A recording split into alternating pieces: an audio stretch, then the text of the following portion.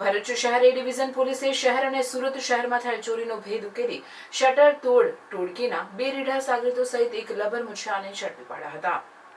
ભરૂચ શહેર એ division police મથકનો staff પેટ્રોલિંગમાં હતો તે દરમિયાન બાતમી મળી હતી કે ગત તારીખ 19મી જૂનના રોજ રાતે નંદેલાવ રોડ ઉપર સુકન રેસિડેન્સીમાં ગ્રાઉન્ડ ફ્લોર પર આવેલ 1 થી 3 દુકાનોને નિશાન બનાવી મહાદેવ પ્રોવિઝન સ્ટોર નામની દુકાનનું શટર તોડી ચોરીની ઘટનાને અંજામ આપનાર ઈસમો નંદેલાવ રોડ ઉપર ફરે છે। જેવી બાતમીના આધારે પોલીસે વોચ ગોઠવી હતી અને બાતમીવાળા ઈસમો આવતા પોલીસે તેઓને અટકાવી પૂછપરછ કરતા તેઓએ મહાદેવ પ્રોવિઝન સ્ટોરમાં ચોરી કરી હોવાની કબૂલાત કરી હતી। પોલીસે 13,000નો મુદ્દામાલ કબજે કર્યો હતો અને સુરતના કતારગામના રઘુવીર એપાર્ટમેન્ટમાં રહેતો ડેનિસ ઉર્ફે ડેન્યો ભૂપત ઘોઘારી તેમજ પ્રવીણ નારાયણ નાગર અને એક લબર મુછિયાને ઝડપી પાડ્યો હતો।